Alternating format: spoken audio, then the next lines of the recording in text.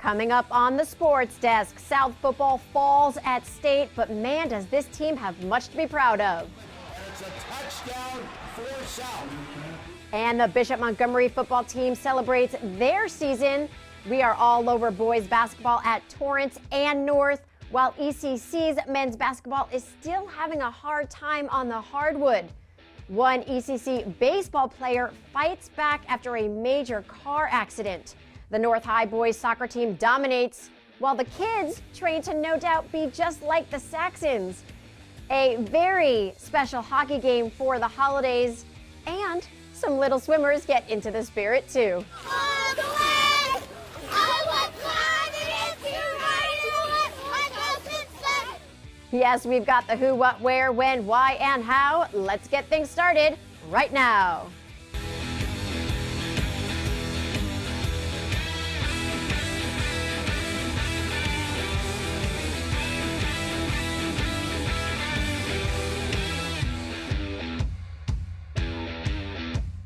Hey guys, welcome to the Sports Desk, your one source for all things Torrance sports. I am your host, Lesley Robbins, bringing you a gateway to the brightest sports stars and hottest sports spots in Torrance. Before we get to the good stuff, we want to hear from you. Here are the social media stats. I'm at Lesley Mia. The show is at the Sports Desk TV. We've got email, Facebook. Tell us what's going on and what we need to know, because when it comes down to it, this show is all about you. Now let's get you in the know with some numbers. Your Spartans football team traveled all the way up to Humboldt State University, over 600 miles and 10 plus hours to take on St. Bernard's of Eureka in the CIF State Division 6 AA championship game. It didn't go exactly as how they wanted, but A+ for effort. Let's get to it. The Spartans hit the ground running as they scored on their first drive of the night. QB Drew Nash found Cade Barger for a 38-yard touchdown pass with 7:32 to play in the first quarter. Nash's second touchdown pass, a 24-yard strike to Cade Jones, put South further ahead 13-0 midway through the second. 3 plays later, St. Bernard responded midway through the second behind their sophomore quarterback, Will Omi, who found DeMarte Prudhomme for a 46-yard touchdown with 6:02 to play in the second. St. Bernard's started its next drive at South's 37 due to a personal foul against the Spartans on the punt return. The Crusaders scored on a 2-yard run. The Crusaders, who trailed 13-0 with under 7 minutes left to play in the half, entered halftime ahead 14-13. Some plays later, Omi ran into the end zone from the 2 on 4th down. St. Bernard's would come up short on the 2-point try. Another onside kick later landed the Crusaders at South's 46. Omi took off on a 32-yard touchdown that gave St. Bernard's a 27-13 lead with 6:17 to play in the third. South would pull within a score with 10 minutes to play in the fourth when Nash hit Jones for a 38-yard touchdown. St. Bernard responded quickly with a drive that ended with Omi executing his 4th rushing touchdown of the game, a 3-yard run that put the Crusaders ahead 34-20 with just under 8 minutes to play. South then drove inside the St. Bernard's 20 with under 3 minutes to go. Nash found Jones again, but South was called for holding. A few plays later, South turned the ball back over. Rest, as they say, is history. Final score of the CIF Division 6 AA Championship, St. Bernard's 34, South 20. That makes it the Crusaders' second state title in program history. As for the Spartans, the team tweeted out after the game, "Thank you everyone who has believed in us and supported us. We did our best and hope we made the city of Torrance proud. We are excited for the future of the Spartans." First of all, no doubt the entire city is proud, and secondly, we can't wait either to see what's ahead for this team. Another one of our local football teams, the Knights at Bishop Montgomery, spent one recent evening celebrating their season, alongside alumni as well. Justin Thompson has the story.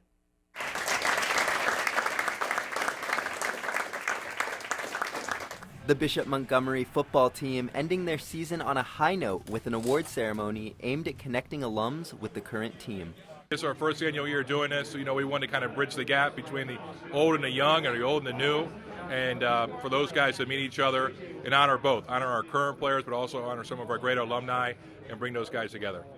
Giovanni Lara, a standout sophomore lineman, embraced the spirit of the event, seeking advice from former players while bringing home the Michael Harrison Award. I'm very honored that they put me in that spot and that my team and my coaches, they think that I'm the top one, because we had many talented people on the offensive line, so I just feel honored that they put me at the top. I had a lot of fun during the season, and I wouldn't be able to be here without the rest of my teammates guiding me, because it was my first year on varsity. So coming in as a sophomore, I just looked up to the upperclassmen and asked for tips, seeing what to do, and they just helped me. Well, this year I got second team all league, and for the next 2 years I hope to be on first team and get more awards and just help my team win. Precisely the feel-good ending to a tough season on the field that Coach Hodgkiss was hoping to create with this event. Well, I think it's always important to understand, who came before you, and our players will learn that by who won these awards. I think it's important as an alumni myself of a different high school, what's going on with my high school. I'm interested in their football program, so it keeps them informed. It informs our young guys, and it kind of brings everybody together with a common purpose, which is football. We hope to do this every year and make it a continually thing, and grow it and get more and more alumni and make it one night out of the year where the football alumni can come and gather and socialize. Justin was also on the soccer field at North, where the boys team continues to dominate. Thanks, Lesley. I'm here at North High School, where the boys soccer team stayed undefeated on the year, beating Cerritos 5-0. North dominated this one from the start. Let's get to the highlights. And the Saxons got on the board early with this goal from senior Andrew Valverde. Another goal for North later in the first half, some fancy footwork and a nice shot with the left foot, 2-0 Saxons. Right before the half, a penalty kick awarded to North, and they capitalized on it, booting the ball past the keeper for an easy goal, North up 3 at the half. The Saxons came out fired up in the second half and kept the same intensity to stay in command. In the final moments of the game, Andrew Valverde punches in his third goal of the day to wrap up the scoring for this one. It was just my teammates. If it weren't for my teammates slipping me those good balls, I wouldn't have scored the 3 goals. But again, our chemistry is growing, and I think that's the reason why I've been playing my game and playing in a good way. North would win this one 5-0, remaining unbeaten on the season as the Saxons coach offered his thoughts on their strong start to the season. More than anything, it's actually been our seniors. I mean, it's taken me a while to rebuild the program, but we're at a point now where for the boys, I mean, they're following their guy, which is Andrew Valverde, who's the UCLA commit. Enough can't be said about his leadership style. And for me, just as a coach, we've established a good culture now, and the culture of believing that we can win and believing that these teams that we need to put away, we put them away early. We missed playoffs last year by losing 2 in a row at the end. South and our other rival Torrance. We didn't finish the season right, and I think more than anything, our goal this year is to win league first and foremost. That's our goal. We're winning league, and after that, we'll let CIF take care of itself. As of right now, we're looking at those kind of steps to make sure that the boys aren't getting too ahead of themselves, because we haven't been there, right? And winning league is part of that first step to having those goals. And then when we get to a CIF playoff game, which I think we will this year, we'll let the chips fall where they may. More soccer scores around town. The West boys soccer team wound up in a tie with Beverly Hills 1-1. Well, they beat Bishop Montgomery 3-2. Then B. Monty got the dub against South 2-1, but then fell to Miracosta 5-2 at home. Torrance had 2 tough games, first falling to Peninsula at home 4-1, and then losing on the road to Roosevelt 3-0. Over on the girls' side, the Lady Warriors got 3 dubs in a row, beating Palos Verdes at home 2-1, away at Bishop Montgomery 4-0, and then against Port of Los Angeles at home 5-1. The Lady Saxons are just on fire. They beat Hawthorne at home 5-0, tied Cerritos 1-1, beat Banning 4-1. They won their game against Palos Verdes in a shootout 3-1, and then defeated Wainimi 3-0. While at home, South defeated Bishop Montgomery 4-0, but fell to Miracosta 5-2. Okay, coming up, more soccer, this time with the kids. Basketball from all around town. It's hockey time just in time for the holidays. One swim team is feeling the seasonal love too. Plus, an ECC baseball player fights back after a horrific car accident. Stay tuned. I don't remember how it started. Go to that. Our back and forth. It always came back. Dad! You probably don't remember what you told me, That was perfect. but I heard every word.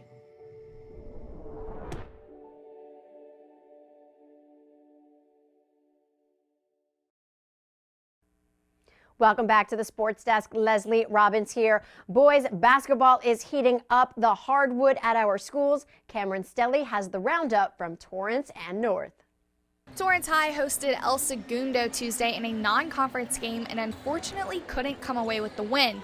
Eagles ball and Preston Ingle with the pass to Chris Taylor, who drives to the goal to get two, then Taylor again takes it to the basket for two more. Torrance on the response from Chad Lingad with the three, but Eagles take it down and score two more from George Damian. Lingad puts up another three to keep the Tartars in the game, but El Segundo would continue to dominate, especially with Taylor taking charge and driving to the basket. Here's what Torrance had to say about their tough loss. We came out lackluster. We didn't really execute the way we wanted to. Our defense was kind of bad. Our shot didn't really fall today. We just need to play better all around. We want to hold our guys to a standard, and we didn't get it done tonight. I think there's a lot of high hopes for this team, but it's really trying to make the right decisions and learning from them, right? When you're consistent and you're making those decisions consistently during games, that's how you grow trust with your teammates and all that. But I think at times, I thought the first quarter we showed some good spurts, but the second quarter we really locked down defensively. And then after that, it was just kind of up and down. The Saxons came out aggressive, taking a lead early against the Pilots, forcing turnovers as well as driving to the basket, giving them the momentum to take control of the game. On this Saxons possession, Trenton Courtcamp putting up two, then Alex Muratala for Banning tries to take a shot, but the big guy, Gillis Wilson, is there for the rebound. Then we saw plenty of threes from this guy, Keanu Martinez, tonight. Banning trying to stay in it with the turnover, but can't put it away. After half, the Saxons came out playing with more energy. Ty Yamastuka takes this one to the basket, then Yamastuka again on the rebound, showing his speed, sends this down court to Martinez, who puts up another three, just making it look easy for the Saxons. They go on to win it 66-50. Here's what North had to say about their win. Just got to keep the energy up, just talk more, to play together as a team over everything. That's what we go by, that's what the whole program goes by. We played aggressively. That's something that we really want to do. We want to get after teams. We're not the tallest team, we're not the most athletic team, but we pride ourselves on how hard we play. What we wanted them to do was keep attacking the gaps, keep looking inside, and just be aggressive. We didn't want to change our mindset. We wanted to keep going at them.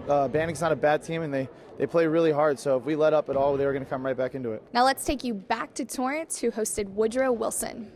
The Tartars back in action Friday night, taking on Woodrow Wilson, hoping to bounce back from Tuesday's loss, but unfortunately, it was another tough loss. Woodrow Wilson came out aggressive, driving in the basket and forcing turnovers. Jackson Barnhill puts up a three on this possession.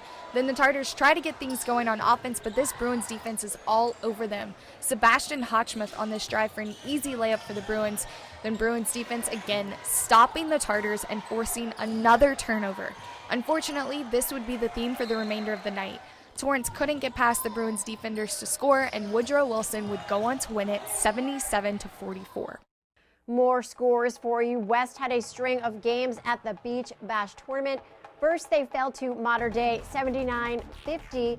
Next, beat Stevenson London from Canada 62-24, but then lost to Los Alamitos 72-57 and Corona Del Mar 64-63.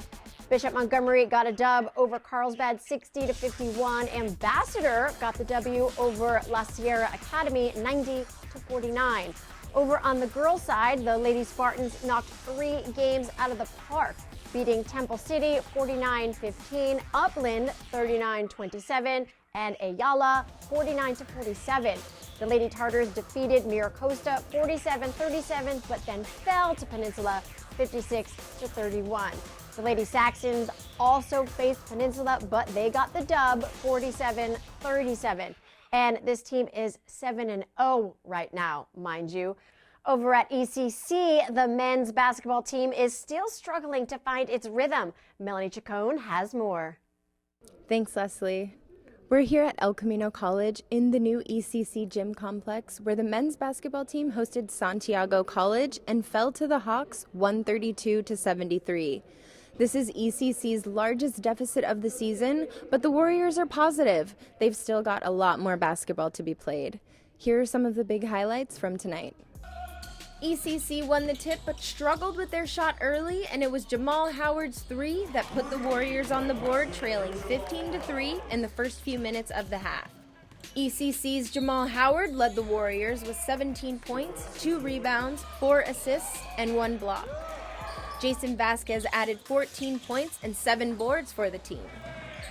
The Warriors went on a small run in the first that brought them within 6, trailing 27-21. But the Hawks' offense was rolling, and Santiago Canyon took the first half 68-40. In the second half, ECC's offensive struggles continued. They turned the ball over 27 times, which led to 37 points for the Hawks. Santiago Canyon's Antoine Jenkins led his team with 38 points on 12 of 18 shooting. The Hawks dominated the Warriors 132-73, handing ECC its 10th loss of the season. 2 days later, it wasn't any better as the men's team lost 6 straight with their loss to Palomar 63-48.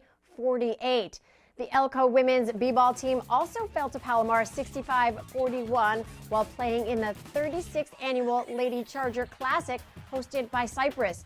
The Warriors just couldn't build on its momentum from the opening round, where they beat Grossmont 63-47, as they were lastly defeated by the host team 77-50 in the third place game to finish 4th in the 8-team field.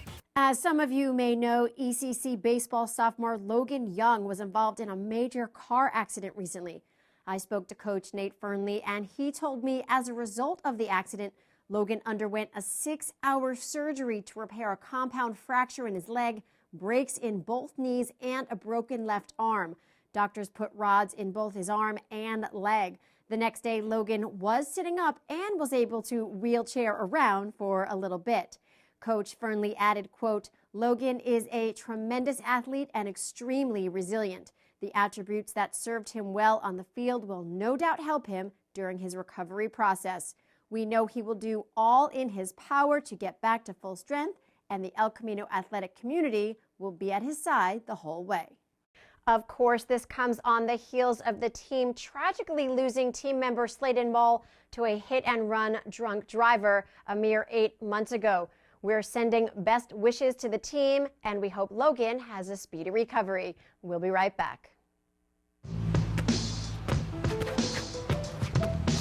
It's not about where you were born. It's not about your gender or the color of your skin, or whether you're rich, poor, or in the middle. No matter what you play, if you have the skill and drive to succeed in school and in sports, we'll provide the opportunity. Welcome back to the Sports Desk. Lesley Robbins here. Every so often, a sports story comes along that warms the heart. Take a look at how one hockey team is giving back during the holidays. A hockey team that features Torrance Fire Department's very own fire prevention specialist, Chris Rhodes. Melanie Chacon has more. Today's a great event. It's the annual Christmas game here for the LMU ice hockey team, and we do 2 things. We do a special Christmas jersey, which this year is sort of based on the movie Mean Girls, and we do a teddy bear toss, which is sort of big in the hockey community. So we ask all our fans to bring a teddy bear to the game, and when we score our first goal, everyone throws it on the ice. And we're hoping to beat our record of last year, which was 116 teddy bears, and I'm pretty hopeful that we'll crush it this year. We have a number of players who came from Torrance and one of our previous team managers, so people see us as they grow up, kids growing up see our hockey team playing here at the Bay Harbor Ice Rink, and then they end up applying to LMU, getting to LMU, and then they go from playing here around LA, growing up in Torrance, to playing here at LMU in Torrance. Torrance community has actually been great for the LMU ice hockey team. We have played at this rink for 11 years straight now. I think we're the only college hockey team that plays in Torrance, so for us to be here with the community, and we have a lot of fans, whether they're youth hockey players who play here at Bay Harbor or just community members come out and support us regularly. And obviously this is a big game for us, so we know they're out here supporting us, bringing teddy bears and that kind of stuff too. It's so easy to get distracted during the holiday season, and so we thought we have a great Christmas holiday game. It's our only game in December. Every year we throw this game, and it's just a great way to take a second and you're coming to enjoy a hockey game, but you can give back at the same time, and it's an easy way to give back to the community and to kids who are in need during the holiday season. Today's event is a great opportunity to give back to charity. All the toys that are collected today and part of the sale of the jerseys are all donated to the Good Shepherd. The event was created not only for the toy donations, but just to celebrate the gift of giving back. The holiday season it's extremely busy. From time to time we get distracted with different things, and this gives us the opportunity not only to give back, but to spend some time with friends, family, and enjoy a nice winter sport indoors. My favorite part about today's event is the competition. Long Beach State is a longtime rivalry with Loyola Marymount, and we look forward to just getting a W. Tonight is the teddy bear toss, and it goes to it goes to like hospitals to make children happy, so it doesn't feel like they're alone and stuff. So, and when MLU scores their first goal, you throw it over the boards, and then they donate it to hospitals. Today's event is the teddy bear, the LMU hockey team teddy bear toss. So basically after they score their first goal, you throw like a stuffed animal on the ice, and they donate it to a children's hospital. My favorite part of today's event is giving the stuffed animals to the kids who need it, because I have stuffed animals at home that makes me happy, and I think they should have stuffed animals that should make them happy when they're in the hospital. As we ease into December's festivities, the Galaxy Sports Complex knows now is not a time for rest. Justin Thompson is all over the venue's holiday sports camp for kids. Thanks, Lesley. Checking in with our friends here at the LA Galaxy Soccer Center for their multi-sport winter camp. The program is available to kids ages 5 through 15, and there are half-day and full-day camps available. And the kids that we spoke to were really enjoying the camp. It's a good camp. On the first morning, we went outside to run and do exercises. And then yesterday, we got to bring our skateboards, bikes, and scooters to here and play outside in the parking lot. It's really fun. Like, we play soccer a lot and sometimes do dodgeball. We did this thing called bulldog tag just yesterday. Part of what the campers seem to enjoy are the creative games that Coach Ashley comes up with. Have you ever heard of bulldog tag? Me neither. It's kind of like sharks and minnows. There are people who are trying to get to the other sides, but the bulldogs can only move by doing crab walks or bear crawls. And one bulldog can have a ball that they can hit people with, and if you get touched or hit by a bulldog, then you're a bulldog too, and the bulldog's objective is to get everyone to be a bulldog. We had the opportunity to speak with one longtime camper who now volunteers as a junior counselor to help give back to the program. When I was younger, I didn't really know what I wanted to do. I was doing a lot of sports, so this really helped me get a feel for what kind of sports I would like to do. But then I found my passion in middle school and doing cross country, so I've been doing that for 4 years now. What's Soraya's message to any prospective campers out there? I'd say I'd really recommend it. The kids aren't mean. They're really friendly and nice, and they're passionate. So if you're equally as passionate or you're trying to get better, then they're a good challenge for you and they'll help you. The LA Galaxy Soccer Center's winter camp will be running through January 3rd of 2020. And getting into the holiday spirit, check this out. The youngsters of Swim Torrance's Shark 1 class have decided that swimming and singing go hand in hand.